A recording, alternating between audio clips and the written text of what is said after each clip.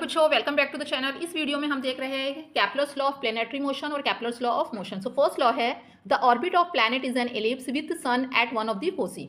So according to this law, planet जिस orbit में move करते हैं उसका शेप होता है एलिप्स। यहाँ पे ये जो एक्स शेप दिख रहा है ये क्या है? एलिप्स है with sun at one of the foci. और यहाँ पर ये जो इलिप्स होता है इसके दो फोकस होते हैं जिसमें से किसी एक फोकस के ऊपर सन होता है। तो यहाँ पर हमने एक फोकस पे सन रखे और ये प्लैनेट है। इसी ऑर्बिट में, इलिप्स ऑर्बिट में प्लैनेट मूव करेंगे।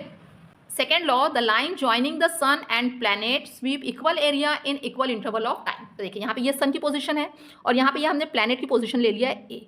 इन दोनों को, सन और प्लैनेट को, हमने एक लाइन से ज्वाइन किए।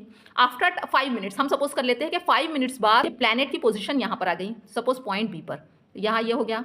सो ये एक एरिया कवर किया। सो इस एरिया को कवर करने में प्लैनेट को 5 मिनट्स लगे। हम एक प्लैनेट की पोजीशन यहाँ पे ले लेते हैं सी, इसको सन और प्लैनेट को ज्वाइन कर देते हैं। अब ये लाइन, प्लैनेट जब यहाँ से मूव करेगा तो सपोज प्लैनेट की पोजीशन यहाँ पर आ गई, तो ये लाइन जो है अब यहाँ पर आ जाएंगी। सो यहाँ पर भी प्लैनेट ने एक एरिया कवर किया। सो यहाँ पे ए से पॉइंट बी तक पहुँचने में प्लैनेट को 5 मिनट्स लग रहे हैं। पॉइंट सी से डी पर पहुँचने में भी प्लैनेट्स को 5 मिनट्स लग रहे हैं। इट मीन्स अगर टाइम सेम है तो ये जो एरिया कवर करेंगे वो एरिया भी सेम रहेगा। मीन्स ये एरिया और ये दोनों भी इक्वल हो जाएंगे। Kepler's third law, the square of period of revolution of planet. Period of revolution of planet क्या होता है कि सपोज अगर प्लैनेट पॉइंट ए से स्टार्ट हो रहा है और पॉइंट ए से स्टार्ट होकर ये पूरा मूव करते हुए, रिवॉल्व करते हुए अगेन पॉइंट ए पर आया, तो इसका जो टाइम पीरियड होगा वही होता है पीरियड ऑफ रिवोल्यूशन। सो हम सपोज कर लेते हैं कि ये टाइम पीरियड क्या है? टी है। तो क्या बोला है? The square of period of revolution. So इसका square is directly proportional to, ये हो गया directly proportional to the cube of, किसका क्यूब?